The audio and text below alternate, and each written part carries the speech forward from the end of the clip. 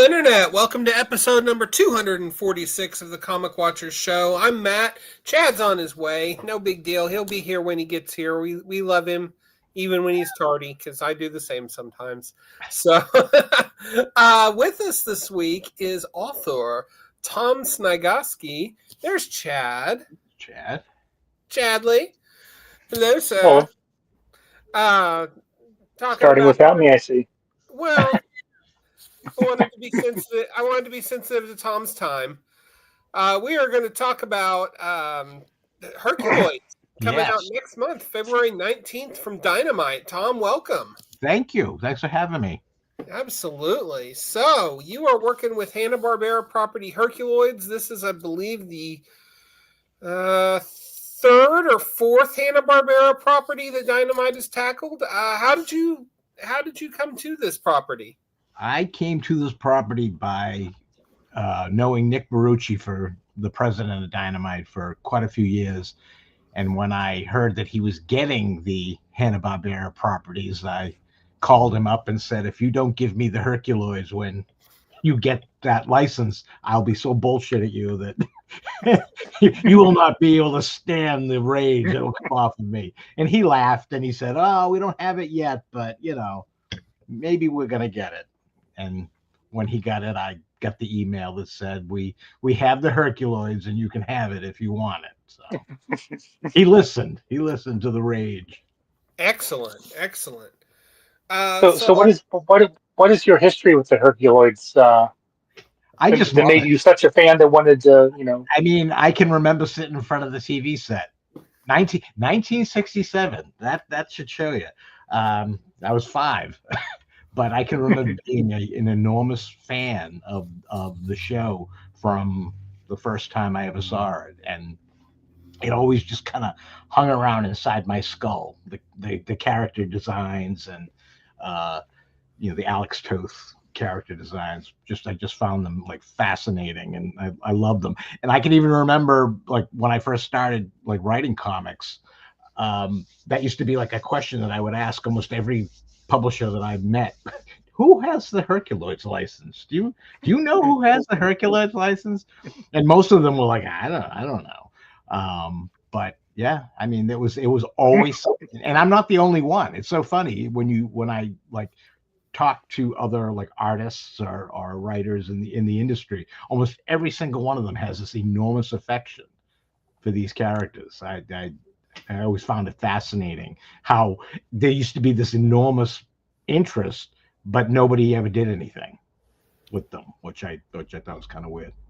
It is sort of interesting. I had to educate myself a little bit on Herculoids just because I wasn't around in 1967. The Stone Age, you weren't around, and it just kind of struck me like, wow, this was a whole thing. Yeah. Walk us through your fandom with Herculoids a little bit, if you will. Like I said, just camped out in front of the television set. Right on. I mean, yeah, that was, and like always being aware of like maybe like who was potentially doing it, who had the license or whatever. I mean, I can remember like I think Gold Key may have done some comic book versions of it with like little shorts in it was like the Hanna-Barbera specials or something that had like Space Ghost and Shazam and the Hercules and stuff. But DC was the one that did the most with them. I believe like a couple of years ago, Jeff Parker wrote something called Future. Was it Future Quest? Yes. Yeah. And that was like one of the first times I've actually saw like some effort go into like, trying to do something with those characters. They did it with Space Ghost. Space Ghost they tried some stuff with, but the Herculoids they just never really bothered to do a hell of a lot with. But Future Quest they tried. That was a fun book. They tried to do stuff, and I think there was some like shorts in like there was like a Cartoon Network comic, and they did some shorts in there. All stuff that I was aware of and paying attention to and stuff like that. So when I heard rumors that Nikki was getting Herculoids for Dynamite, that's when I got very excited. So tell us a little bit about yourself as a comic book reader and as a writer. Oh God, I've been doing it since the '90s. Started in the black and white, like little after the black and white explosion. I did I did some stuff for Caliber Press, and from Caliber Press, I did. Let me see, where did I go? I worked for Harris Comics. I wrote Vampirella for like 3 or 4 years. And from there, I jumped around doing all kinds of like did some stuff at DC, did some stuff at Wildstorm, did some stuff at Marvel. Then I started writing novels. I've written over 40 novels. Oh wow! Yeah. But still dabbled in comics. Comic is what's interesting is that writing books is tough and it's very solitary. But comics, I always found almost like the vacation, like the fun, because I get to work with somebody, like with artists and stuff like that. So, yeah, so I still try to keep my fingers in the comics as much as I could while writing the books. But what's funny is like recently, like over the last 5-6 years, comics has come like swung around, and I've got more attention of people paying attention to my comic work than my book work. So I've been doing a lot more comic work than novels. Still get my fingers in the novels and stuff too, but yeah, I've been doing a lot more comic book work. But I've worked with Mike Mignola on Hellboy. I've worked with Jeff Smith on Bone. Bunch of creator-owned stuff for some various like publishers. So yeah, I've been at it for a while. So, How about as a reader? Do you remember the first comic book that you picked up, or maybe the one that got you? I can remember my brother. I think he won them at like a school fair or something like that. He had it was a Fantastic Four. It was either a Fantastic Four annual or a Fantastic Four king size special. I can't remember. It was the one that had the first appearance of the Quasimodo character. Okay. And it was a Jack Kirby Stanley book, and I was absolutely fixated on that book. I wanted that book. So, and of course, him being my brother, he kind of like hid it, kind of kept it away. I couldn't see it. He kept it hidden somewhere. But yeah, I was totally fixated. I wanted that book. There was something about that book that I had to have. But that's the first one I actually remember. That and coming home from kindergarten. That shows you where my memory's at. There was a corner store on the way from kindergarten back to my house, and in the window of the corner store was a Spider-Man king-size special that was Spider-Man and the Human Torch. And in the corner of the comic cover, there was like silhouettes of two villains. And then, and who are the mystery villains in this issue? And I can remember like staring at that cover. And my mother actually, it was like a whole quarter. My mother bought it for me. And the two villains were Mysterio and the Wizard. So yeah, Spider-Man King, that was the one that I actually got my hands on and I could read it. It wasn't being hidden from me like by my brother. But yeah, that cover is just like permanently branded into my brain. How did you wind up breaking into the industry? You said you kind of came up the indie route a little bit. Yeah, I definitely came up the indie route. It was like right around like the black and white, like the tail end of the black and white explosion. You know, when Teenage Mutant Ninja Turtles was enormous. There were a lot of like little guys that just kind of started up in their living rooms. You know, Caliber Press was out of Michigan, I believe, and I did a book called Swords of Sharpay, which was kind of almost like a spin on like Planet of the Apes and Commandy, like talking animals and stuff like that. But it was based on my dog. I had a Chinese Sharpei dog at the time, and he was fascinating. The Chinese fighting dogs, like with the wrinkles and stuff like that. He was just really, really cool looking. And a friend of mine drew this really neat interpretation of him with the robes and the sword and the hat and stuff like that. And I was like, you know what, we should do something with that. And we came up with the concept and the idea and pitched it to Caliber, and they were like, yeah, we'll do it. So yeah, that was kind of neat. That was like the beginning of like, hey, wait a minute, I can write comics. So I'm assuming comics came first before novels, right? Yeah. The novels came like, oh my God, I wrote comics for like most of the 90s. I wrote comics, and I think it was like 2001, 2002. I wrote a book. I wrote something called Buffy the Vampire Slayer, the Monster Book, which was like the pop culture. It was like a pop culture history of all the monsters that appeared on the show. I wrote that with Chris Golden and Steve Bissette. Oh, nice. Was the artist on Swamp Thing. Yeah. Yeah. So that was like my first foray into like publishing. I hated it. Absolutely despised it. It was awful. I was not wired to do like research, and like I think I was much better suited to storytelling than I was writing something like just giving a history of something, you know, that I had to like go with facts and things like that. Mm-hmm. To hell with facts. And after that, the editor on the Buffy book, I remember her saying to me, we just acquired the Angel license, which was the spinoff of the Buffy show, Angel. And I was like, oh yeah? And she goes, would you want to write an Angel novel? Now, I had such a horrible experience on the monster book that I was kind of like, no, I'm not ready.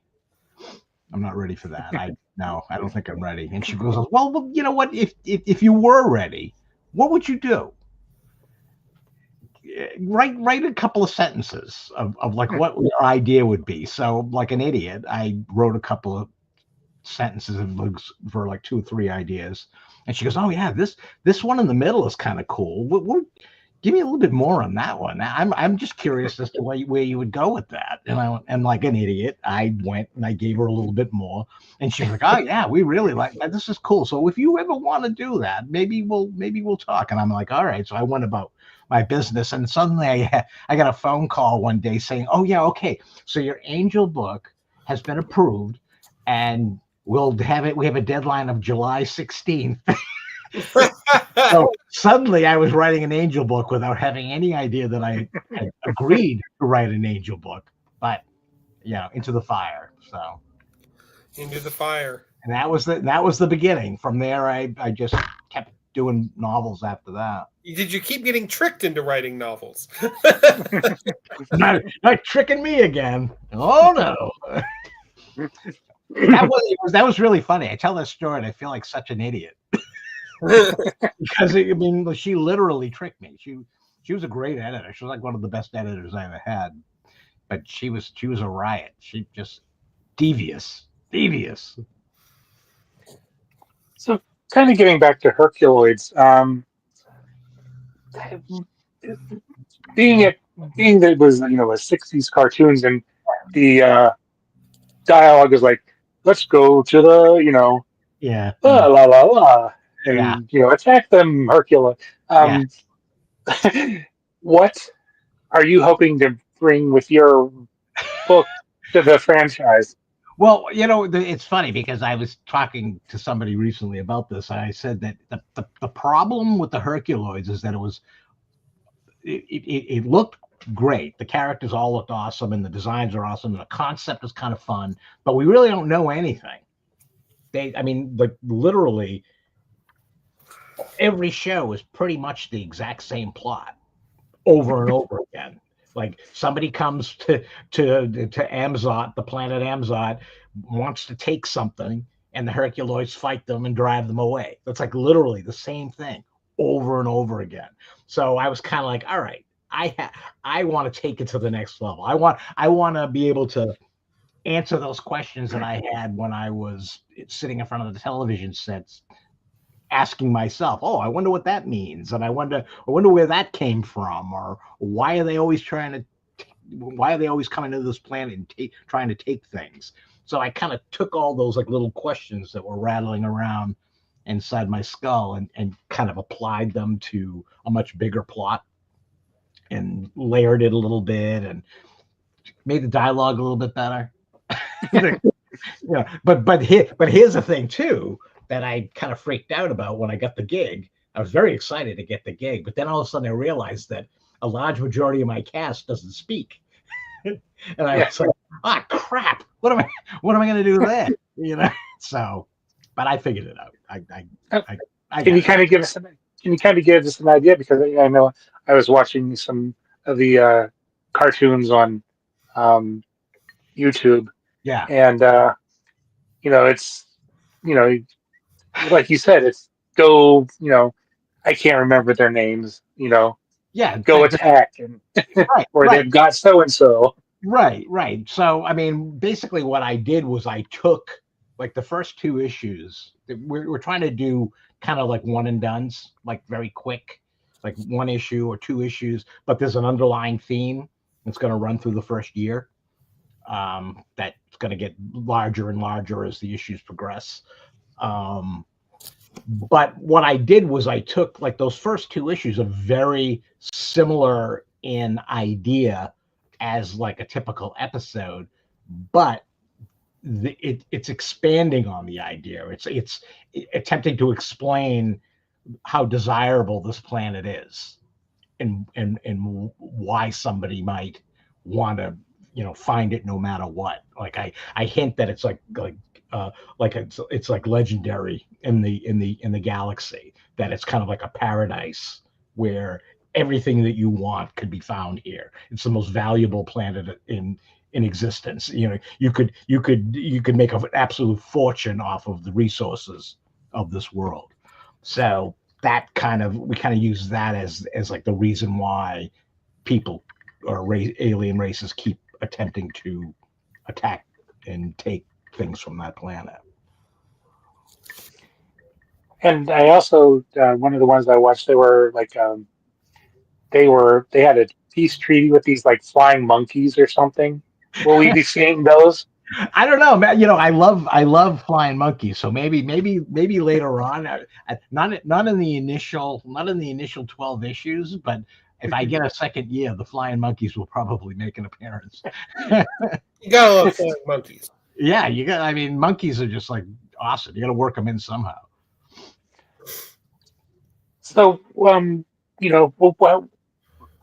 how did you go about, bringing more of a characterization? I can't remember their names. There's the dad, the mom, and the kid. Yeah, Xandor is the dad, Tara is mom, and Dorno is the kid.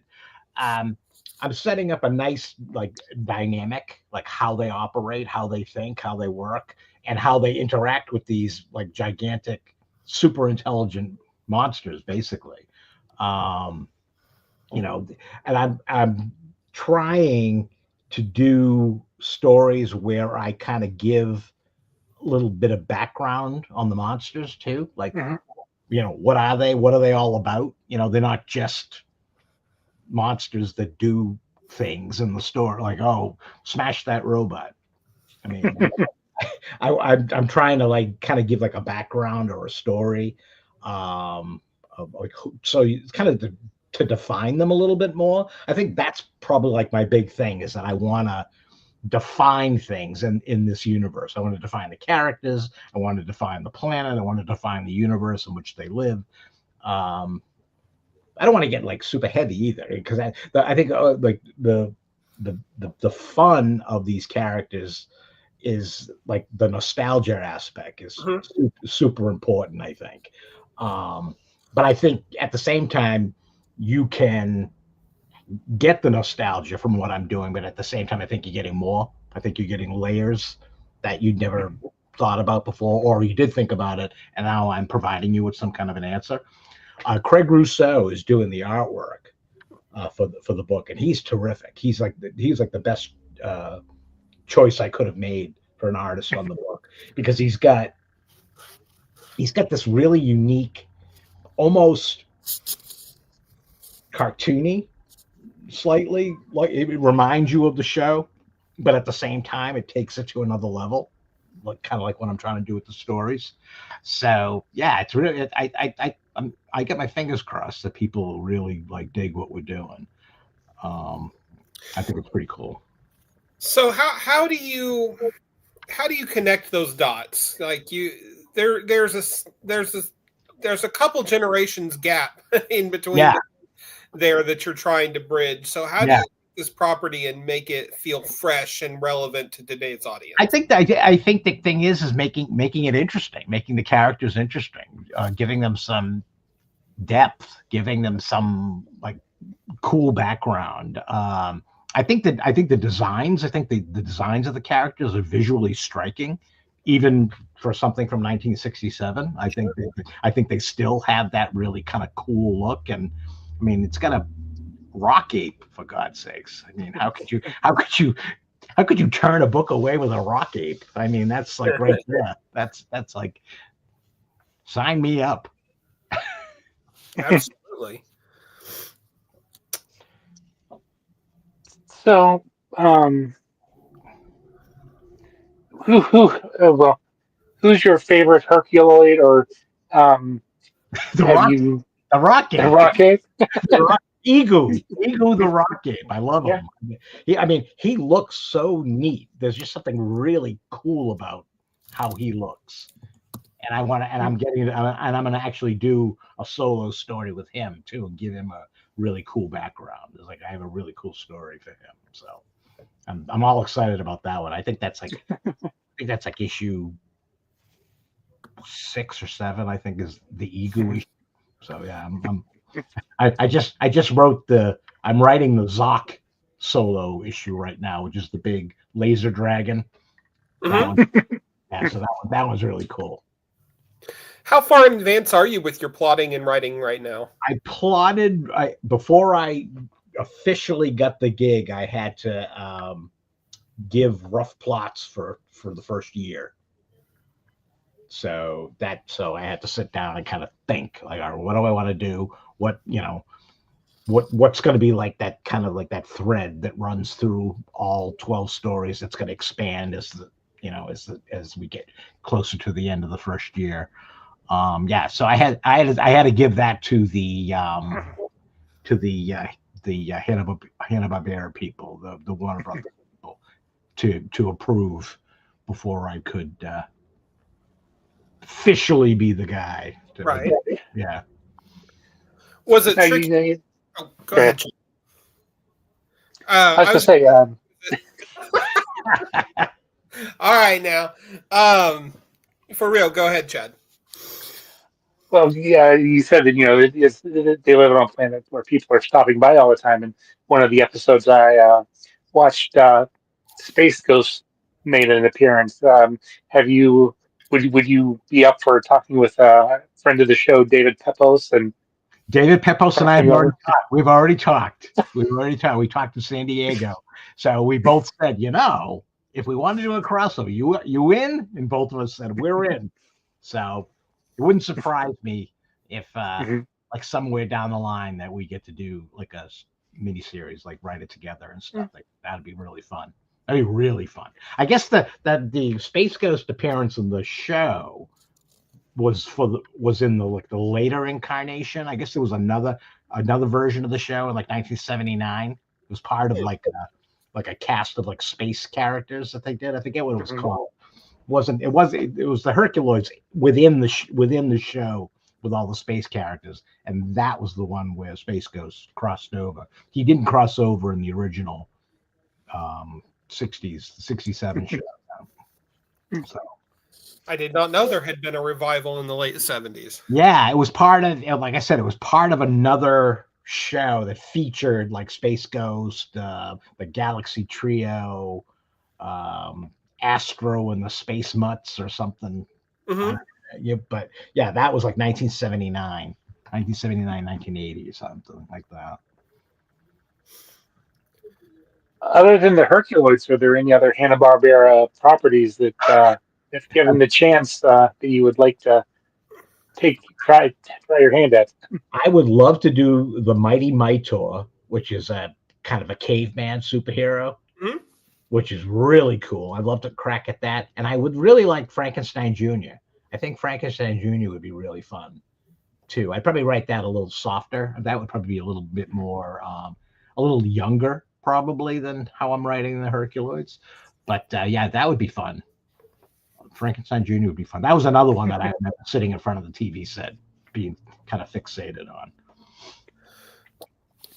So what other projects do you have in the pipeline right now? Anything that you can talk about? I've got like 2 or 3 that they've like warned me that I can't talk about. Like, you must remain. You must keep your mouth shut. Okay. Yeah, I know. I really want to talk about them, but those 3 I can't. One of them is with Craig Rousseau for another publisher. So, yeah, I'll come on the show again and I'm going to talk about that. That one's really fun. I just finished. I can talk about this. This is fun. I just finished a novella for a publisher called Bad Hand Books, and it's the first novella in a series of novellas that I'm going to be doing called Nera. I'm doing that with my writing partner, Janine Atchison. And that's really cool. Kind of urban fantasy, that kind of thing, like, would fit into that kind of Buffy mold. And I'm also, in 2017, I wrote a book with Mike Mignola called Grim Death and Bill the Electrocuted Criminal. It was an illustrated novel that Mike and I plotted it together. He did illustrations and I wrote the novel. So like a 1930s pulp, kind of like The Shadow or Doc Savage and stuff like that. Really crazy, like over the top. That Bad Hand has just republished a new edition of that in October, and we're going to be doing new Grim Death books. Me, Mignola, and Janine are going to be writing new Grim Death books. So I'm going to finally get my chance to tell more crazy pulp stories with Grim Death. Finally, after. Very cool. Yeah, that's cool. That'll be fun. That'll be really fun. It's nice to be able to kind of balance the comic stuff with the book stuff. It's a nice balance. Like one thing's not overpowering the other. I kind of like go from one. I finish one thing and then I jump to the next thing. And I've got a new Vampirella series too. That's going to be coming out. I'm not sure if it's on a like a release date yet, but they talked about it. So called Vampirella Armageddon. And it spins out of my Vengeance of Vampirella run, my Vampirella Strikes run, and Vampirella Armageddon will continue that story that I've been doing across the board there. So now, is this tied at all to the Christopher Priest Vampirella? No, this is totally mine. When Vampirella was having her 50th anniversary, Nick Barucci at Dynamite said, "Hey Tom, you want to come back and write Vampirella?" And I was like, yeah, I might, yeah, maybe, yeah. And he said, "You can pick up where you left off 25 years ago." And I was like, "Oh, there's an incentive." So literally, I picked up with my last issue at Harris, and I picked up 25 years later. How cool is that? That was really fun. That was really, really fun because where I had left my story was kind of really apocalyptic and horrible. So what I did was actually in my run, Vampirella died at the end of my run. So at the beginning of this new run, she's still dead and gets resurrected. Oh wow! Like 25 years later, in this twisted hell world that she has to kind of like combat the forces of evil that killed her and stuff. So that was really fun because I get to reread like all my old stuff that I wrote 100 years ago, And I'm like, oh, what the hell was I thinking with this? No regrets. So what kind of, did you, when you were preparing to write Herculoids, did you do any like watching of the old episodes or kind of Yep. familiarizing yourself? Yep, I rewatched all the episodes. I looked at whatever comic stuff I could find just to see how they, what they did in the comics. Was there anything that I might want to like, emulate or steal or whatever? I actually made an enormous investment and bought the toys. Remember the toys that they put out? No. Ridiculously expensive. Oh my God. I almost had to mortgage my house to buy the toys, but I had to have them. I could not have these toys. They were so awesome. I think the toys like early 2000s. Like Toynami did them. Toonami or something. Yeah. But go on eBay and look them up. They're stupid expensive, like crazy. Well, now which my interest. Do you find any of the Herculoids hard to write? No, I'm actually the hardest thing about writing them is me psyching myself out because I'm so excited to write them, because I want desperately to do this and do it well. So all the Herculoids fans that I know won't be mad at me. I can't tell you how many pros in the industry have said, "Yeah, don't you screw this up, Sniegoski. I've wanted to write Herculoid forever. Don't ruin it." I'm like, oh, don't screw up Gloop or Glop or whatever. Gloop and Gleep. Gloop and Gleep. Yeah. I've had a lot of people say, "Oh, I can't wait to read your Gloop and Gleep dialogue." It's silly, like gurgling noises. Now, is Craig also coloring it, or who else is working on the book with you guys? A colorist by the name of Omi Ramalante is coloring it, and he's doing a beautiful work. And Taylor Esposito is lettering it, who I love Taylor's stuff. So Taylor's stuff is awesome. So he's perfect. I actually asked if he would letter the book just because I like what he does. Mm-hmm. It's a great looking book. I'm like, I just saw the first issue lettered and colored and everything like that, and it came out really nice. I'm really proud. How's it been working with Dynamite specifically? I like that. Dynamite's a hoot. I've known the president of Dynamite for like 30 years.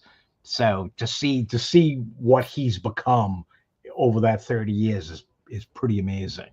I love working with Dynamite. They kind of leave me alone.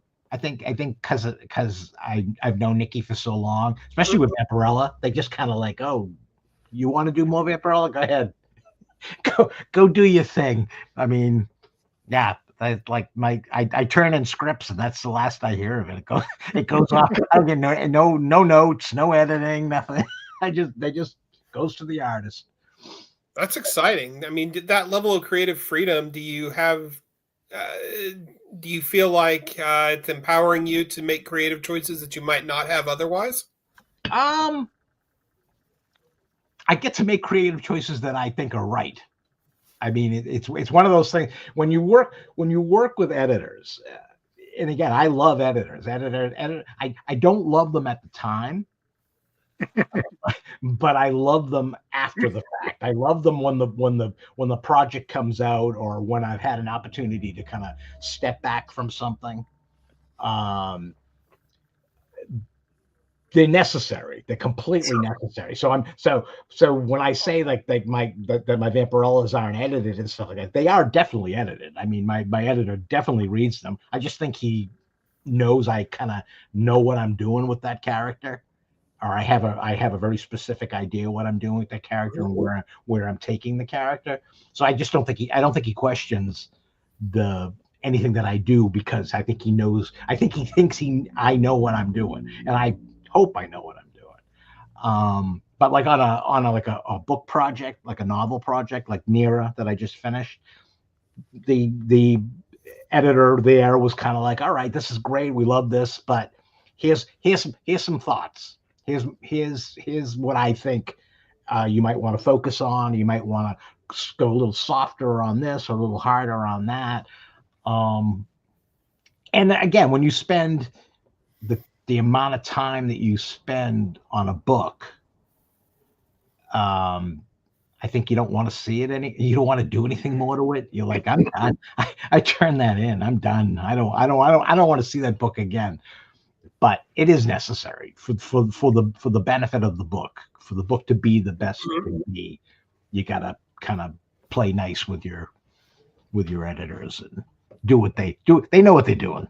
Do what they're suggesting, because they're only looking out for the book too. So right. Now, correct me if I heard you wrong, but you usually do a comic and then write a novel, and then I bounce around. Okay, is there? I know you talk, comics were the more fun, but is there a different, creative mindset that you have to have for a comic that you can't use instead of a novel? Oh, definitely. The comic is much looser. There's a much more free, kind of like a freewheeling when you're plotting it, and because it's so visual. I mean, books are visual also, but you're in charge of every aspect of that visual take on your book, on your novel. But with comics, it's kind of like, oh, I can't. How's Craig gonna draw this? He's gonna be pissed because I got 100 horses in this scene, But yeah, I think. Does he not like to draw horses? Nobody likes to draw horses. Next time you have an artist on your show, say, "How do you feel about horses?" They'll all freak out. They'll nobody likes to draw horses. I know Mike Thornton doesn't like to draw rubble, so he was like, draw rubble. Rubble.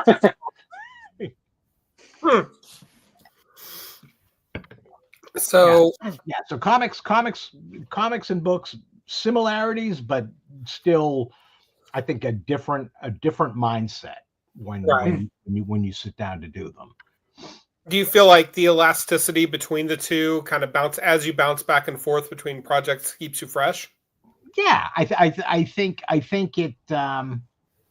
I think a little break from either one keeps you fresh, because again, you're going to spend a lot more. I think you're going to spend a lot more time on a book than you are on a comic. I mean, I can write a comic script in like a week and a half, whereas a novel is going to take me 3 months. Sure. 4 months. A lot of the times I'll find myself doing both at the same time. Like I'll work on, like, all right, Monday and Tuesday is novel day, and Wednesday and Thursday is comic day. So I kind of sometimes have a kind of break my schedule because certain things are needed and due. Sure. Everything has a deadline. Yeah. So yeah. But yeah, I think having both of them to do is really kind of good for the brain, good for the writing brain, because I'm using different parts of my brain for the different projects. So let me expand out on that a little bit, because you mentioned Janine, a writing partner that you've got.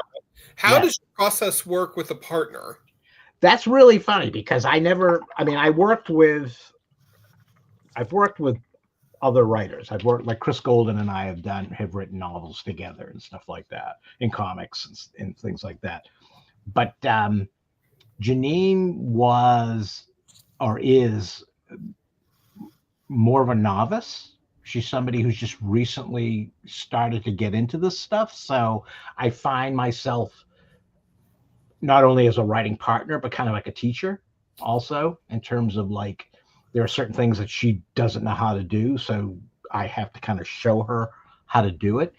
I find that since I've started working with her, she's almost kind of reinvigorated my interests, because I think when you're doing this stuff for as long as I've been doing it, you kind of almost kind of going through the motions.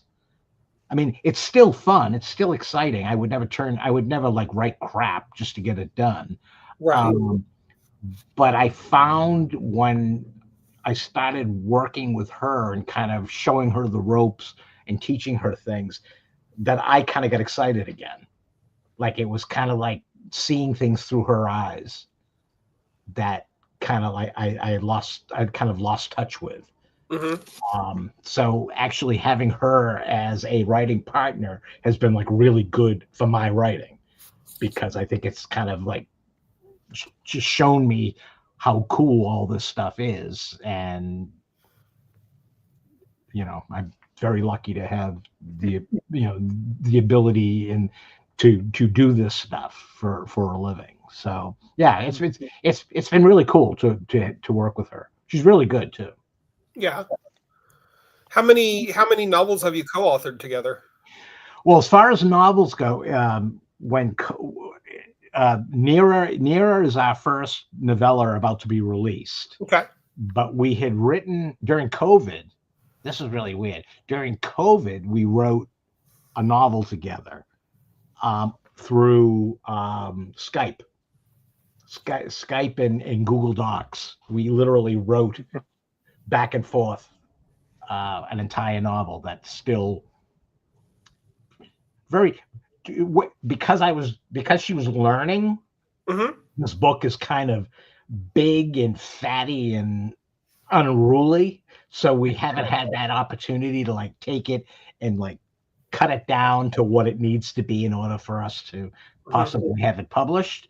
Because we actually ended up getting like paying work, like with comic. We've done some Vampirella stuff together, and we've done some creator-owned stuff together, and we have another book that we're a graphic novel working on with Craig that I can't talk about, but that we're doing that. So as far as like books, Nero will be the first to be released, and that's like within the next like month or two. Nero will be out, and then the next one will be the next Grim Death book with Mignola that we'll work on, the novella there also. So we said that Nero was the first in a series of novellas. What is, assuming I believe that this is your first go at a series of novellas, how has that been for you?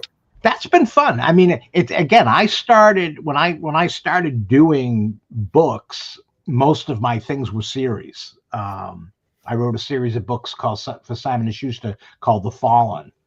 That ended up, I think it was 4 books originally, and then they did 3 more after that. And I wrote a series of books with a character named Remy Chandler, which was a PI, an angel PI in Boston. I wrote 6 or 7 of those. So like that whole series thing is kind of like, and I think that kind of comes from comics too. It kind of like, you like to continue your story. You like to keep coming back to your characters and just putting them through the motions, like doing kinds of cool, coming up with cool things for them to do. So Nero will be my return to that. But with Janine as my writing partner. Okay.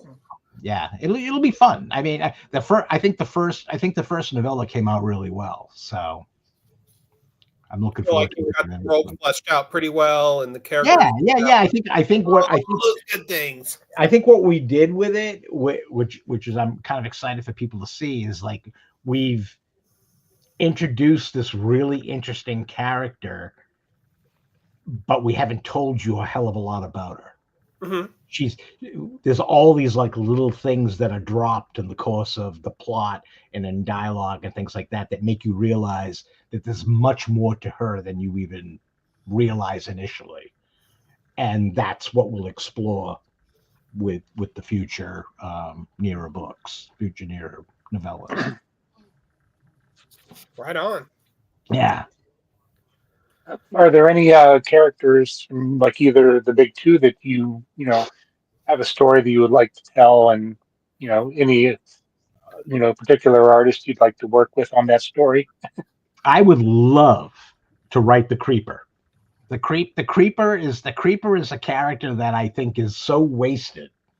I think somebody with a good idea could make that character something really amazing. There's just something I've always had a fascination for the character. From the first time I saw the character, I was kind of like, that is so cool looking. There's just like a uniqueness to the look of the character. Yeah, the Creeper's always been my number one choice. If somebody from DC said you can do whatever you want, I would pick the Creeper. I would in a heartbeat. Mhm. Yeah. That's a very left field answer. Well, I mean, again, I think I'm best at left field. I think that's where I have an opportunity to shine. I think, like, if I picked Batman, which I would enjoy doing, but I think there's just way too much attention on you and on what you're going to do. And things are so kind of rigid with that character in terms of what you can do and what you can't do. Whereas something like the Creeper, I mean, I think there'd be a lot more leniency in what you could get away with Sure. with a character like the Creeper than you could with a character like Batman. So yeah, Well, too, there was just a whole maxi series with the Creeper as one of the characters called Danger Street, where they that was fun. They just did whatever. Yeah, I really like Danger Street. What a great idea! Like, to basically taking all the characters from first issue special and putting them in one story. I mean, I thought that was what an amazing idea. Worked very well. Yeah, it really did. So, what about on the Marvel side of things? Are there any characters there that you'd like to get your hands on? Yeah, I mean, I love the Fantastic Four. But again, I think the attention that would be on me to write those characters would be a little intense. I'd love to dig into some of their obscure horror characters. Like, there was a character that they had called the Scarecrow. Yes. That I think had 2 appearances and then 1 appearance in Marvel 2-in-1 or something. I think they call him the Straw Man now. I don't think they call him the Scarecrow anymore. That would be a blast. I would love to do that. I would love to do, like, the Living Mummy or the Golem, or, you know, just that 70s monster stuff was really fun. Really, really fun. Son of Satan. I'd love to, like, play with the Son of Satan or Satana or something like that. Well, now you're talking my language, because I love those 70s B horror characters. They were great. They I were. mean, they were. I think they were, honestly, I think they were, like, ahead of their time. Yeah. Because when you read them now, they still work. They, like, in what they established in their, like, very short runs, they really work. Mm-hmm. Well, if you read, if you go back and read the Son of Satan stuff, for example, like, and Steve Englehart I believe it was Englehart, had his hands on, no, not Englehart, Gerber, excuse me. Yeah. Steve Gerber. Yeah. Had his hands on the first 10 or so issues of that, and he clearly understood the assignment, because it just reads like a Hammer horror flick. Yeah. Oh, definitely. Yeah. Yeah. I love that stuff. That's kind of like when I was becoming aware of like comic collecting, like buying on a weekly or monthly basis, was with those kinds of titles. Werewolf by Night, Tomb of Dracula. Yeah. Yep. So, who are your writing influences? Whose style do you not particularly try to emulate, but enjoy the way they tell the story? Like book writing or comic book writing? Both. All right. You know what? I love like the Kirby stuff, like Jack Kirby with, like, his New Gods and Mr. Miracle and the Demon. That stuff, like, is super exciting to me to read. It's got such energy.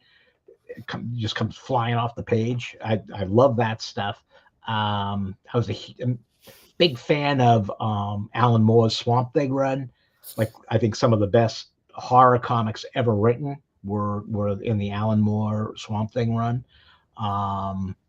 His Miracle Man stuff was fascinating. Let me see who else. Stan Lee, of course, was the old Fantastic Fours are just a blast to read. I think as far as like newer guys, I like Tom King a lot. I think he always surprises. There's the stuff he gets away with stuff that I think a lot of writers wouldn't try, and I'm amazed that editorial lets him do some of the stuff that he does. But I find him really good. Who else was it? Jed McKay? Mm-hmm. Writes Moon Knight. I think the new Moon Knight stuff has been a lot of fun. For my money, that's Marvel's best book. The Moon Knight book. Yeah. I'm fascinated with how that character has developed over the years. Mm-hmm. That was another one of those characters that I loved growing up, because I remember like the appearance in Werewolf by Night, and then I think there was like a 2-issue appearance in Marvel Spotlight. Yeah. And just seeing him develop, like when Bill Sienkiewicz took over some of the artwork, it suddenly became something completely different. Well, he's a textbook case in building a character from the ground up, from a blank slate. Yeah. I think the first writer to really kind of nail him as a character was Warren Ellis, when he did the whole Mr. Knight, when they introduced the suit and stuff. That was like the first time that I felt like it all kind of came together, and it really started to like be something. The character, like the character himself, was very schizophrenic.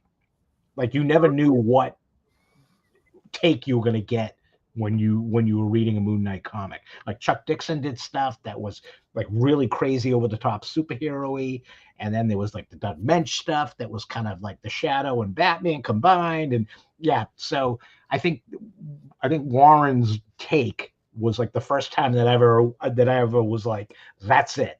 That's how this character should be written. So it sounds like you would write. You'd love to write some Moon Knight at some point. I wouldn't mind. I think it would be a challenge. Just because of the fact that I like to, when I know I'm going to be writing something, I kind of like immerse myself in the character and where the character has been. So that would be tough, just because of the fact that the character's been all over the place. Right. It would be interesting to kind of see what I picked and what I tossed over my shoulder and said, nah, I don't want to do that. I don't like that. Walk around the house in a white robe, and that would be cool.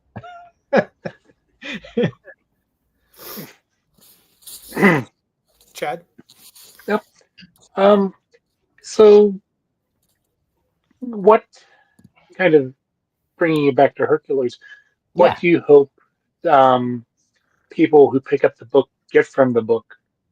I hope they I mean, I there's a lot of things. I mean, the nostalgia aspect, I think, is super exciting. I hope people who know the characters and watched the television show when they were little, or watched it when they were a little older, enjoy my take, enjoy my expansion on the universe and on the characters and the histories and the backgrounds that I give.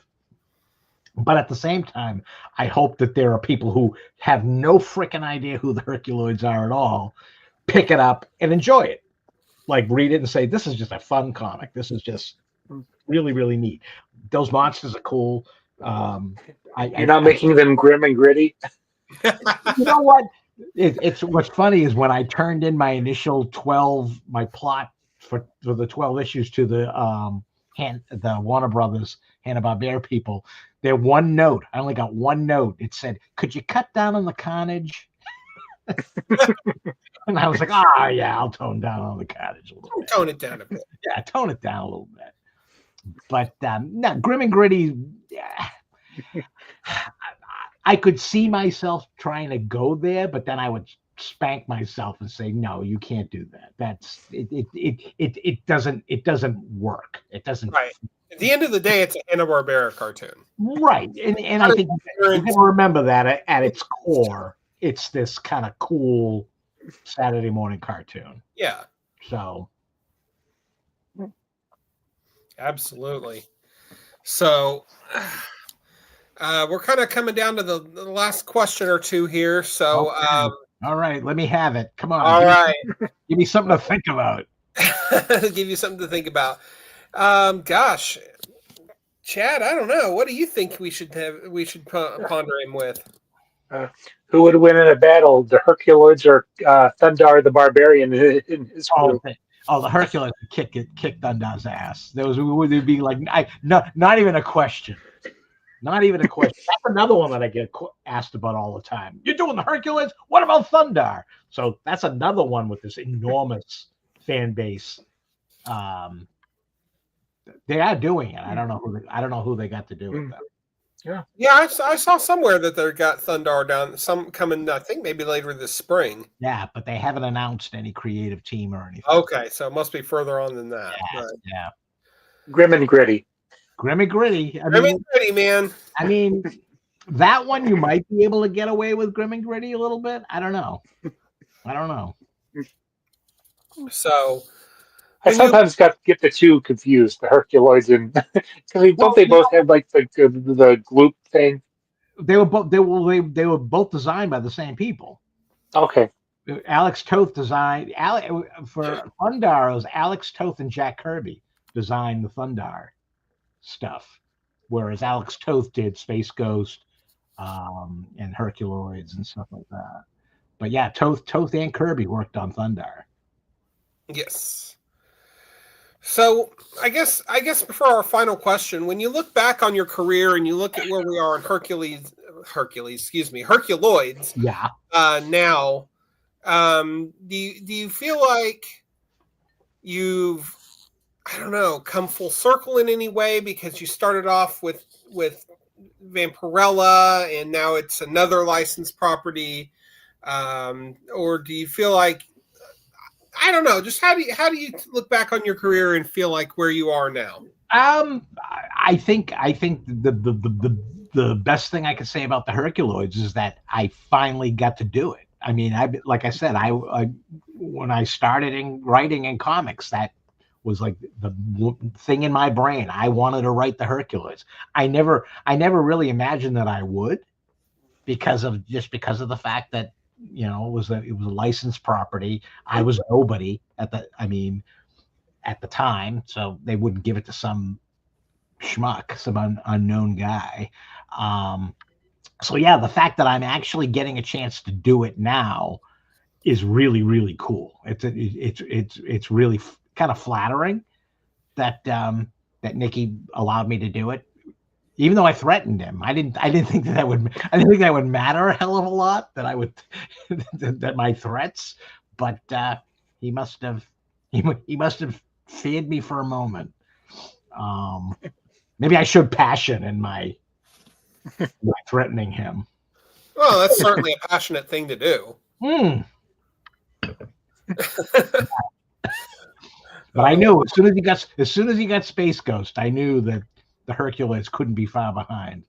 Excellent. And now here you are. And February 29th, you get to share your vision with the world. Yeah. Excuse me, February 19th.